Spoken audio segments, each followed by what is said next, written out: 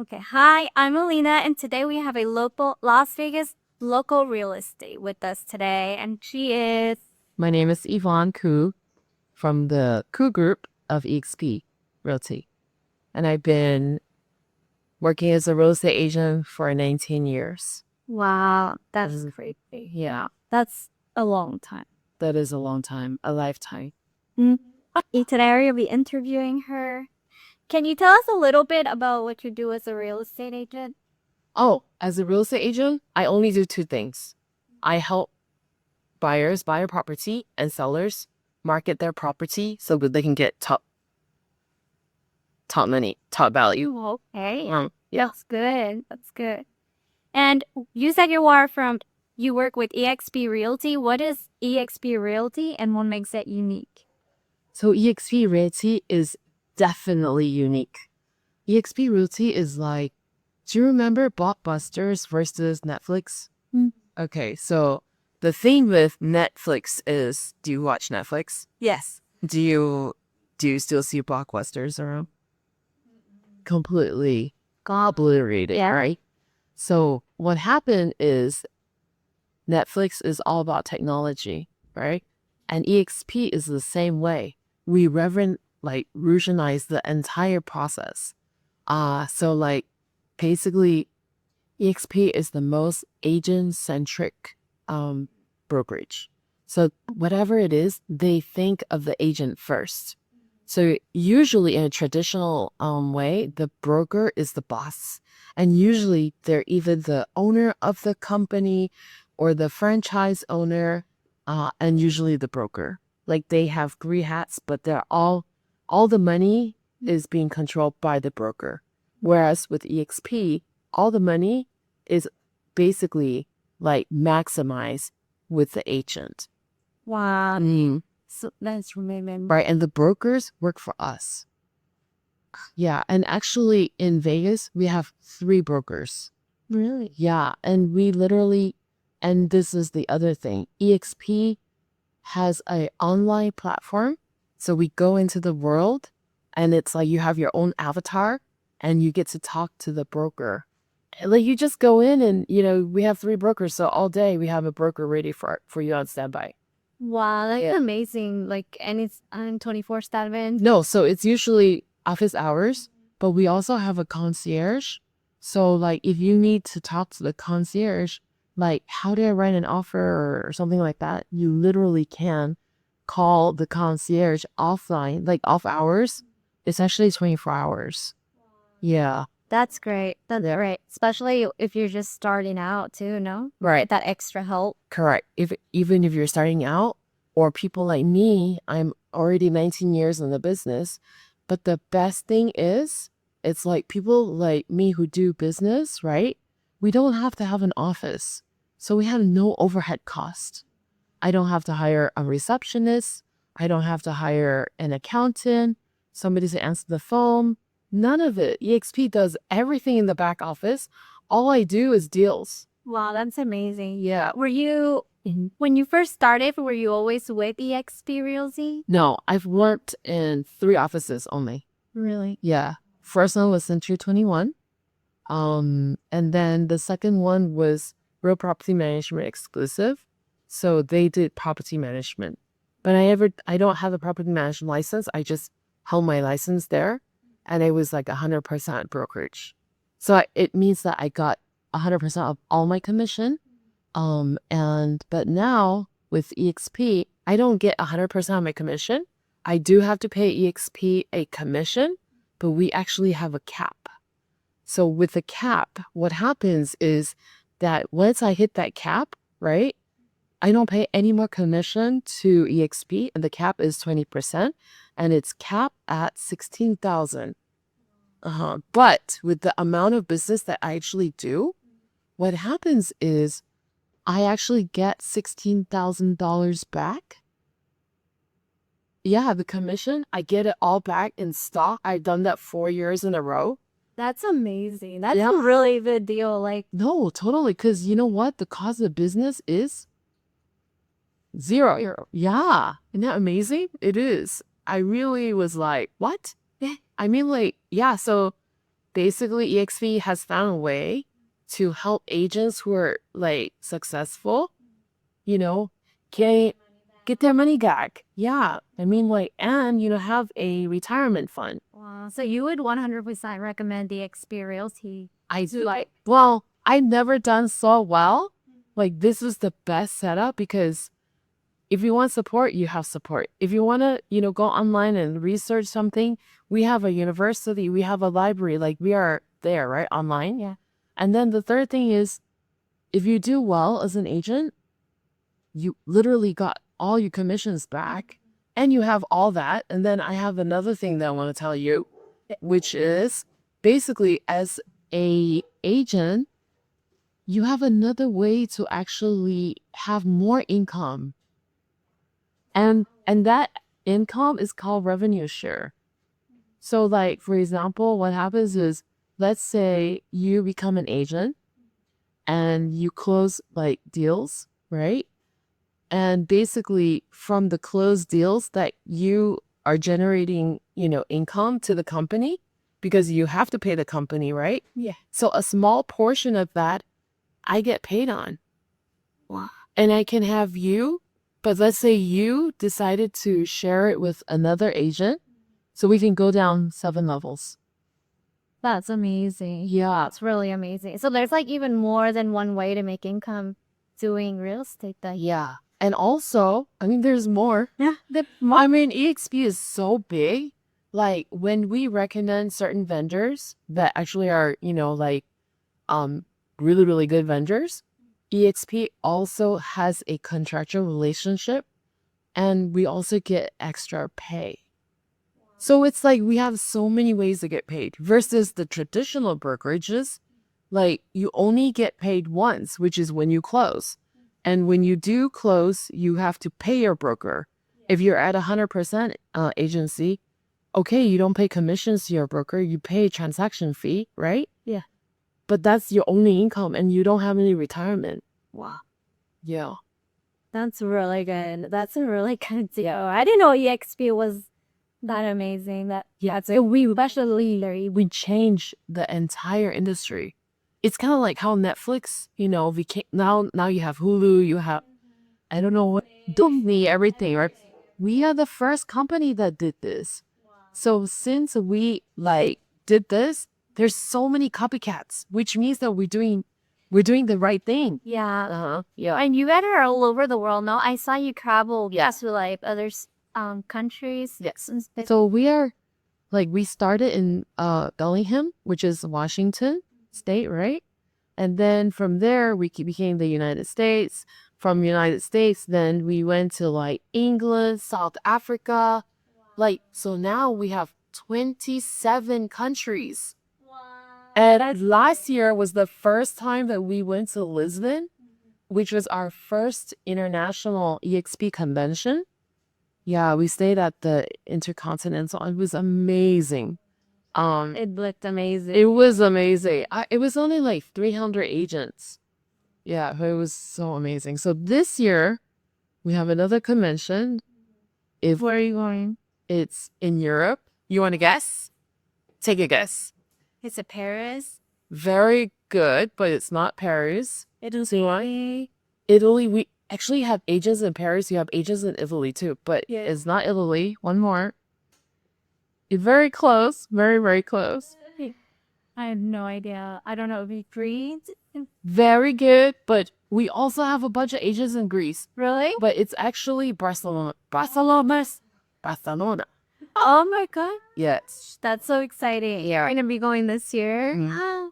That's great. It's still at the Intercontinental. I don't know why, but they have a relationship, with the hotel. Yeah. Yeah. Oh my goodness. Yeah, I'm looking forward to it. Well, how did you get started in the real estate? What leaned you towards it? So I had to sell a house. Really? Yeah. And when I was selling my house, I have a law background and I was like, this is not that difficult. I could do a better job than the agent who sold my house. And I said, I think I'm going to, get into it. Like, I can take her job. Yeah. And that's what I was like, okay, let me just figure it out. Yeah. Oh. So that's why I decided to do it. Yeah. You're very great at it. Oh, you're very great. Thank you. Has the real estate market changed a lot from when you first started to now in 2025? It has. So when I first started in 2025, I was like a part-time agent. I worked for a real estate builder. So he bought raw land from the BLM and then subdivided it, right? So I saw the on-site process, the off-site process, and basically was like, saw the houses get built all the way to building final. Building final is basically the certificate saying that it's okay. Like you can move in. That makes yes? Yeah. Uh-huh. So, but during that time, like, I also started doing real estate and it was like 2008, right? That I kind of got, yeah, the real estate crash that I got laid off because my builder, my boss, he wanted $400 a square foot. We were building 5,000 to like 10,000 square foot single family homes with piano finishes, with like, infinity edge pools. It was beautiful. It was Italian marble and like everything, but we just we didn't have a market. We missed the boat. You know what I mean? It was basically when the market started crashing. Yeah, when it was like going It was like the whole street was for sale. Yeah, bank owned. Wow. Yeah. that's tough. Yeah. So I saw that market from, being like bank owned. Everybody was losing their house. Everybody was going through a short sale, all that. So like property pricing went, really, really low. Like I can tell you, you cannot believe this. You know what was the lowest price property that had ever sold? What was it? I'm gonna say, I'm just gonna say 10,000. Oh my gosh, you're such a good guesser. Really? It's actually 21,000. What? It was a condo, I can't remember, it was a 1 or 2 bedroom condo. Do you know where Oki and Sahara is? Like there's a post office right there. Oh my gosh, 21,000. That's like how much a car is worth right now. Like, Oh, girls, cars are double the price now, right? used car. Yeah, and that was like, I mean, hindsight is 2020. We're so dumb. I should have bought all of them. Wow. Right? Yeah. And that same condo is like at least 220,000 now. How was the market during COVID? Was it car? So in the beginning of COVID, the market was like, everybody was really scared. And then there's a lot of cancellations. There's a bunch of people lost their jobs. As the city shut down, we had a lot of deals that were canceled. Yeah. But the people who were still employed, they were like getting amazing deals because the price came down. You hear me? We were like, hey, we can't close this deal because the buyer lost their job. So then after that, then somebody else bought it, right? And they were like, they got a good deal, they got a good interest rate. But then, once the people realized that the rates were so good, the price of the properties kept going up because the rates were so good. Mm-hmm. Yeah. I think I ran I remember when they were super high. I was like, yeah, like almost, we had an increase of almost 30%. Mm-hmm. That's a lot. It is a lot. Yeah, it is a lot. Yeah. Uh-huh. What has been your most challenging part of growing as a real estate agent? I think it's growing a team. Yeah, I think it's growing a team because there personally, it's because I have really good online reviews, like Google. I have really, really good reviews. Like I get people who call me online and they're like, Yvonne, can you join your team? Yeah. But the thing is, everybody has different personalities. So during, we had a Christmas, party, and immediately we just had people who were like, oh, I'm not talking to this person, or I'm not sitting next to this person. That's tough. Yeah. That's tough. Because, you can't, it becomes, how do you say, you become like a manager and you're managing people. So I think personalities is definitely the hardest thing for me. Yeah. Yeah, the house. Yeah. That's really tough. I didn't know you had like to build like a community. Well, the thing is, for me, I love working as a team because you can achieve more than when you're by yourself. I used to be a solo agent and, I was like very, very happy when I did like 20 deals or something. But now it's like more than that, like double easy. Last year we did like 60 some, almost 65 deals last year as a team, but we only had like 3 members. Yeah, and one was part-time. So we were quite busy. That's amazing. Yeah. 65 deals in 1 year. Yeah. Uh-huh. That's a big Yeah, we were busy. Like we were working. up all night. Well, not necessarily up all night because we have systems. Yeah. I have a transaction coordinator. I have multiple VAs, virtual assistants. We have a system so that we can't do everything. I had a, yeah. All of that was involved in real estate. Yeah, because when you're like, if you're one person, you're gonna be, oh, I'm gonna write the offer, or oh, I'm gonna run and put up the lockbox. You can't do everything. And then also with the team, everybody has a personality that's different. They have their strengths and their weaknesses. So basically, you're gonna tell like if that person has a strength in marketing, so do marketing.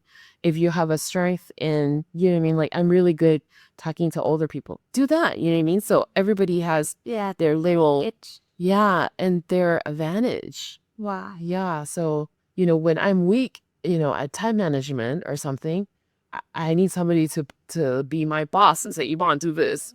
You know what I mean? Wow, that's Yeah. All right. So that's teamwork. yeah, that teamwork makes the dream work. So I say, I think so. yeah, Yeah. Oh my goodness. Well, this is part of it, I guess. The real estate community can be highly competitive. Did you ever doubt you'd reach the level of success that you have today? I never thought that I, would do so well. Yeah, because, most agents, like, they have a business plan every year at the beginning of the year, and they're like, I'm going to do this, I'm going to do this, and I'm going to do that. And I'm just like, for me, I just like, at the end of the year, every year, I always like freak out. Yeah. Because I'm like, oh my gosh, how am I going to do this again? And then every single year, my CPA tells me, Yvonne, stop lying. Because he's like, hey, what do you think you're going to be at this year? And I said, oh, no, I'm not going to do that well this year. And then every year he's like, the numbers keep coming better. That's amazing. But I mean, like, so it's again, you got to plan. And I mean, but I think the key is like, people like you, they trust you, they believe in you. And you're doing like the best thing for them instead of for yourself. And I think that kind of hits you as well. definitely. It's always putting them first and then get rewarded. Yeah, definitely. You always get rewarded. Yeah. It's the relationships. Yeah. Yes, I know you're very well known in Las Vegas. Like, I'm not really well, at least every Christian week, they're like, oh yeah, we know Yvonne. And I'm like, what? It was never like that. It was never like that.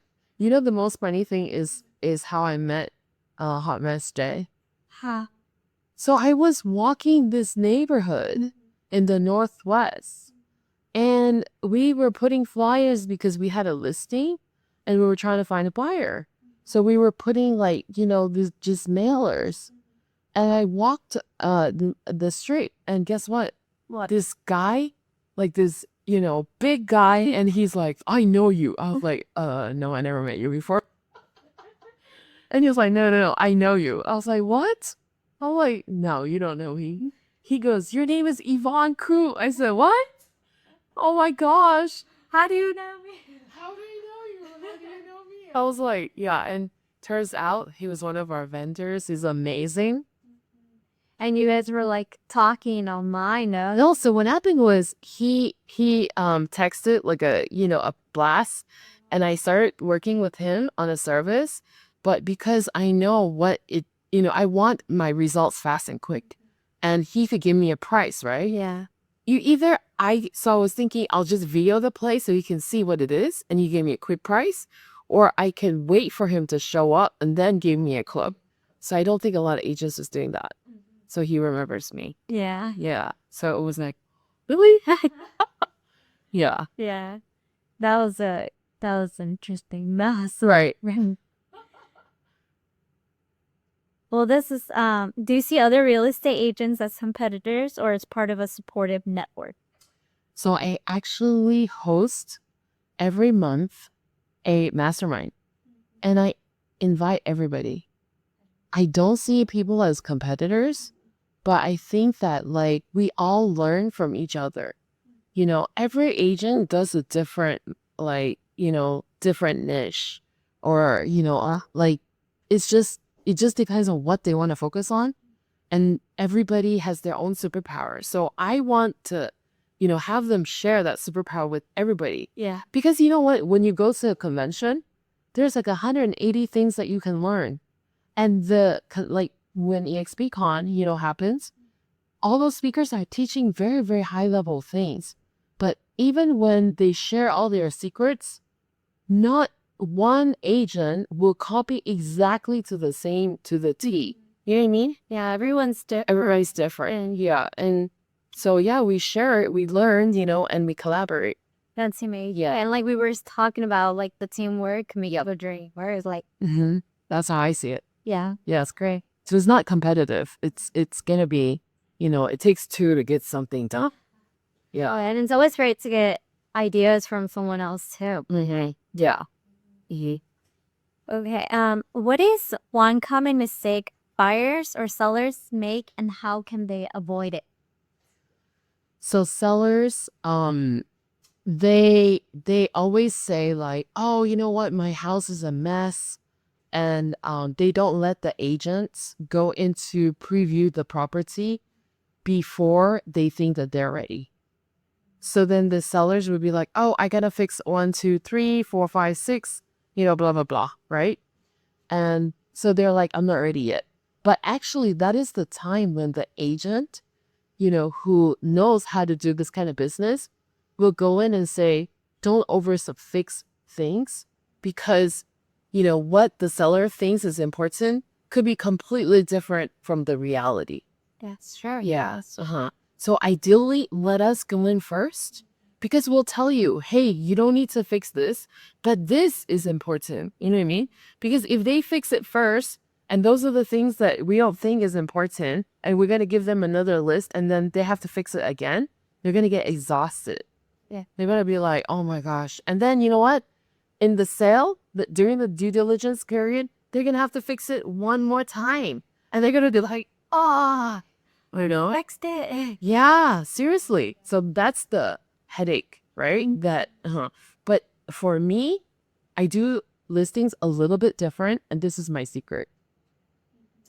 I hire a home inspector to do a pre-listing inspection. Wow. Yeah, and the sellers don't have to pay for it. I pay for it. You know why? Why? So that I can eliminate at least 70% of all the issues that's wrong with the house.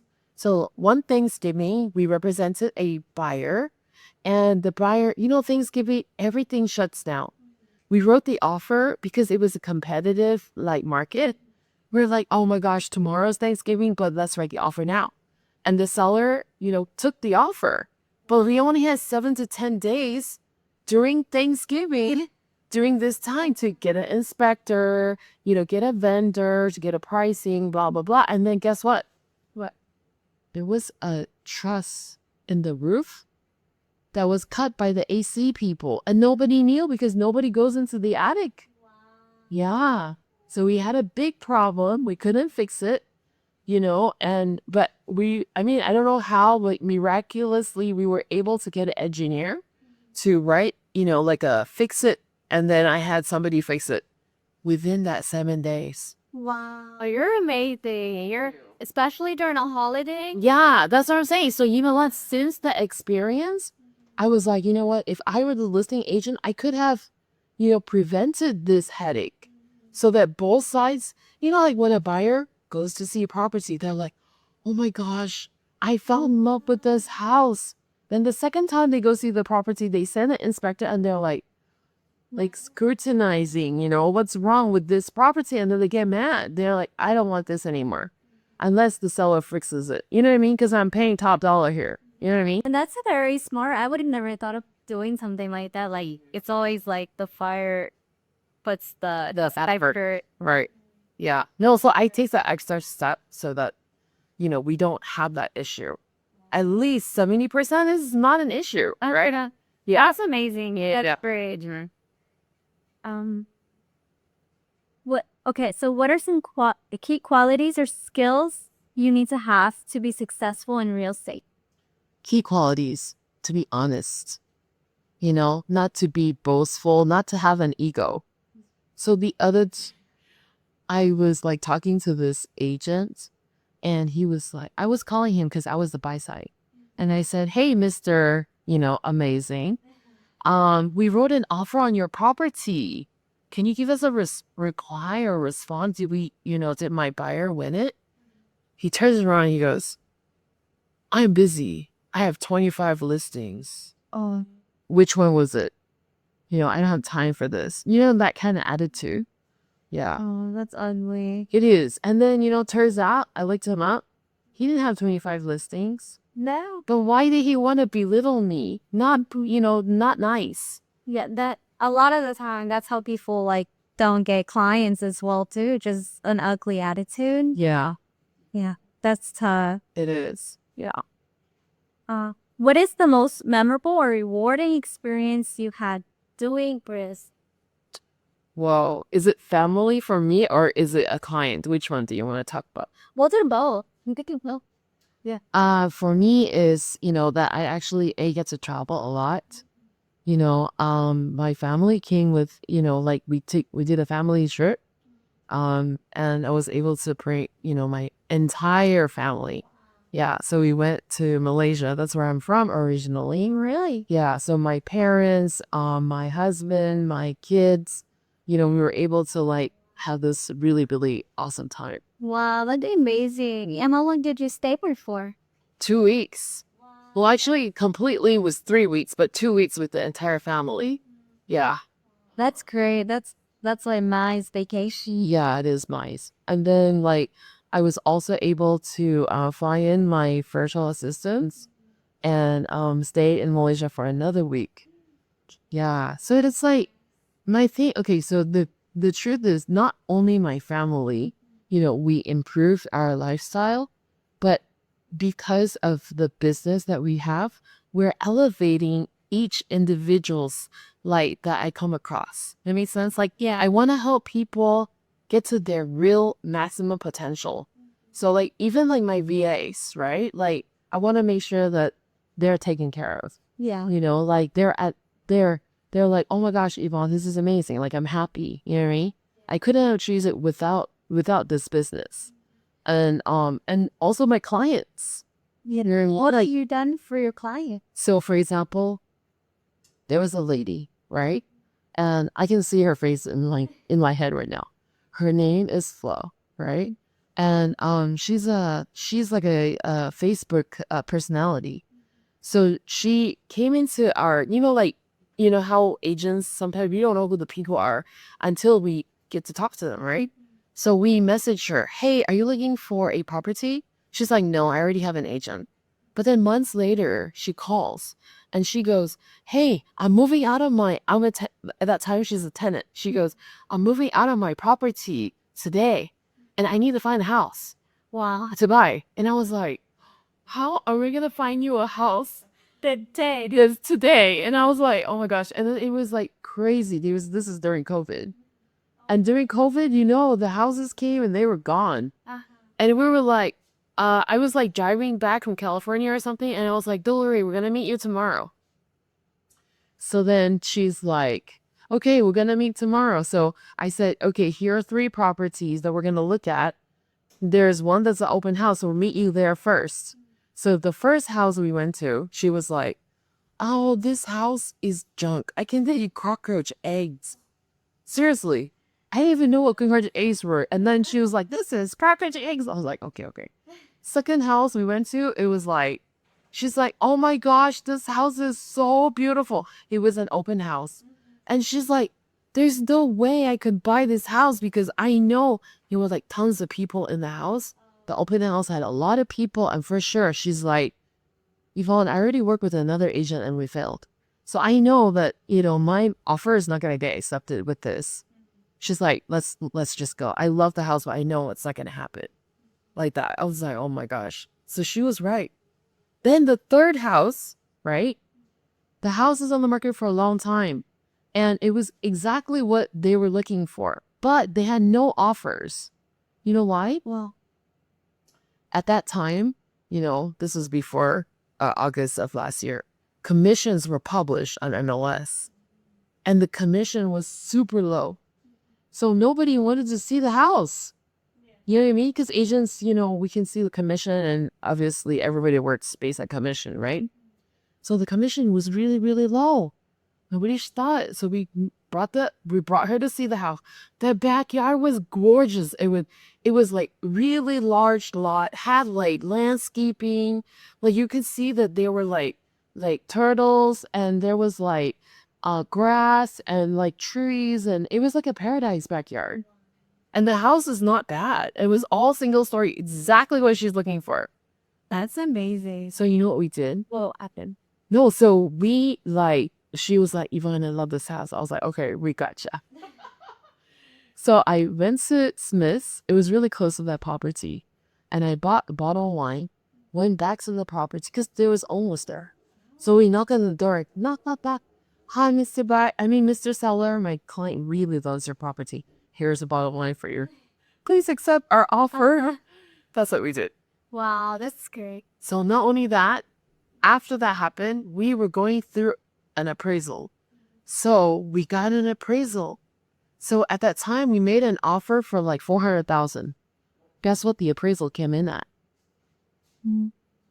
I have no idea. Well, yeah, No idea. $40,000 less. Really? $40,000 less, and the buyer was like, Yvonne, there's no way I can pay $40,000 because I can't just pull $40,000 and pay this to the seller. So guess what? He renegotiated it. She paid $10,000, and they reduced the price by $30,000. Wow, that's amazing. $30,000, and until today, she'll still call me and be like, Yvonne, my friends are moving from California. Yeah, that's one example.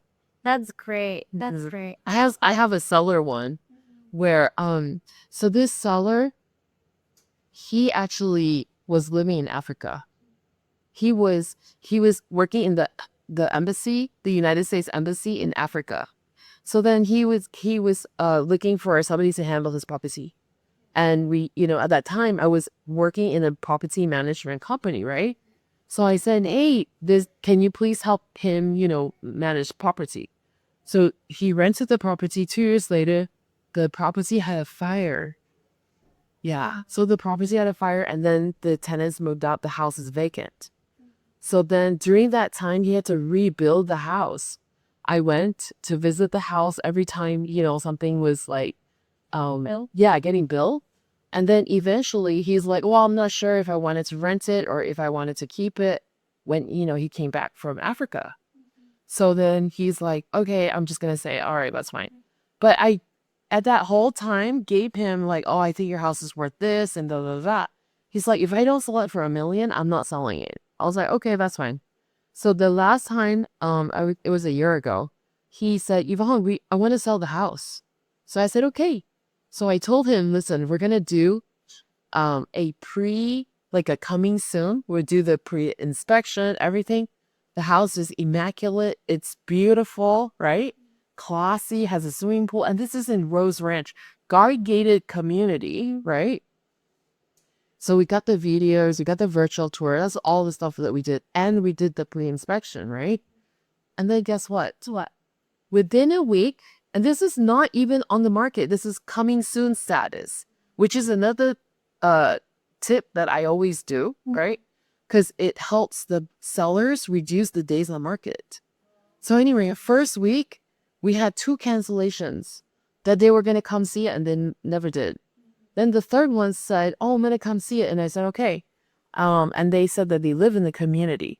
So I went to get crumble cookies, make coffee, right? They came, they saw it, but they were the buyers. No. They weren't the buyers. They said we're previewing for the buyers. The buyers are coming from Colorado. Yeah, and turns out the people who were previewing, they were the association president, treasurer, like people in the HOA. So anyway, they were like, oh my God, this house is amazing. It's perfect for my clients. And then I was like, okay, perfect. They said they're coming next week. So the buyers actually came and they toured it. And fell in love with it. They fell in love with it. And we got a 1.3 million cash offer, full list price. Yeah, and no repairs. Plus, my African guy, right? I mean, American African, well, who live in Africa. he got a lease back for like 3 weeks for free. Wow. That's amazing. He could not tell you that he was so Over the moon. yeah. Wow. Well, he got over $1 million, which is what he wanted. Yeah. No repairs, because we already pretty much fixed everything before we listed it. Gave them the inspection. They said, no, we're good. No. That's great. That's Yeah. Isn't that amazing? And a lot. it was the highest price per square foot in the entire Rose Ranch. Wow. In the guard-gated Rose Ranch. Highest price per square foot. Like it. And I've been to one of the houses there. We have a friend that lives there. It was pretty big too, but I can just imagine how big it is. Yeah, that one was like 3,600 square feet. Wow. Not the biggest one. They have like a 4,800, I think, square foot floor plan over there. Wow. Yeah. That's you go above and beyond. You have to. I mean, that's just the name of the game, right? Yeah. If you want repeat clients, you're going to go above and beyond. You have to, yeah. That's true. Yes. You. What do you have a scary story to share in real estate? Oh my gosh. Okay, I'm ready for this. Okay, so we had this listing, and you will not believe this, but this is right across from Boca Park. You know where the Whole Foods is? On Charleston? Oh yeah, Like by Rampart? Targets. Yeah, the Target on the opposite side, and then the Whole Foods, and behind the Whole Foods, there's a community that is like, doesn't have a homeowners association. We had a listing in there, and it was a brand new agent. And she spoke Chinese, and she wasn't very like, she didn't speak much English. The client is actually Chinese. And then, so what happened is we listed the property, right? And we listed the property, and we did a lot of open houses because we wanted the traffic, because the location is perfect for open house. It was like 2 streets, boom, you're right there. Yeah. Right? And a lot of people stopped by. So I guess because we had the sign out, and it was vacant, some homeless people moved in. No. Yeah. And then we were like, so we called the cops, and it took forever to be on 311.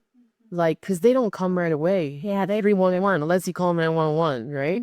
They take their time. And then we took all the stuff that the homeless had and put it in the, on the curb, like trash, basically, right? Then, obviously, we locked it. But guess what? They came back again. Yeah, in the house. Again. I don't know how they did it. Maybe it was an open house, and then they unlocked the window or something. I don't know. So then the second time that we saw, what we saw? What? Oh my gosh. Because there were beds, yeah. There were beds there. There's, the thing that it's like scissors, but it's like you cut the bush with it. It's really big scissors. I know it is hard to. Yeah, what is that thing called? I have no idea. I had no idea either. Yeah, that thing. So they they put it by the door. I'm like feeling the goosebumps right now. But they're putting it by the door so that if somebody comes in, they can use it as a weapon. Yeah, to attack the whoever. Yeah, and then by the bed, by the master bedroom, because there was a bed, there was another shear. I think it's called shears. Yeah, there was another one there. Oh my gosh. So we went in and we saw those things, and we were running. We were running out the door, and then we had to call the cops again. Yeah. Yeah. That's scary. It's really scary because it's a weapon. You didn't think, I'm not there to harm anybody, but I don't want to be harmed either. And then you just never know what state of mind the homies or They were doing laundry. they were. Yeah, they were doing laundry because their clothes were wet. Yeah. But if you go to my Instagram, you can watch that video. So it's me and Summer running out of that place and we're like screaming. I'm definitely gonna have to go look at it. Yeah. Yeah, that is scary. That is scary. It is the most scariest for us. Yeah. Because that's kind of like, we kind of. That is very life on. Yeah, life on the line. There you go. Yeah. Oh my gosh. Yeah. Oh. What advice would you give to someone starting in real estate today? Join a team. Join a team. Yeah, because you know what? The team leader is going to give you the shortcut. Instead of instead of learning everything. It took me 19 years to, be successful, right? I had a Summer. I was talking about Summer. So that was her first listing that she couldn't sell it. Yeah, with the homeless people. I went to call the cops, right? But a year later, she's a superstar. Last December, she had 18 deals, 18 S-girls at once. And and why? Because nobody asked her, how long were you in real estate? Nobody cares because she was able to communicate with her audience, right? And I was able to help her navigate that very quickly. Yeah. That's how we did that many deals. So definitely take like a team. Yeah. Because like I said, you imagine okay, let's say what is your favorite sports? We'll say soccer. Soccer. Okay. Do you think that if you practice yourself, you're going to come up with really good things? Or do you think that if you had somebody who played soccer, let's say for, 5 or 10 years, that they're going to be able to coach you and tell you, hey, the technique is like this versus like that? Yeah, they'll definitely help me out, like get ahead way faster than just on my own. Yeah. So definitely the answer is join a team. Yeah, because they will help you and they'll know what are your strengths, what are your weaknesses, how to pair your strengths versus your weaknesses. And they already have a system. Yeah. So just plug in and play. Don't reinvent the wheel. And then when you become good, go on your own. You know what I mean? And be your solo agent. And then once you become really good, then you grow a team. Okay. That's great advice. Yeah, that's great advice. Would you like to do a giveaway for our guests?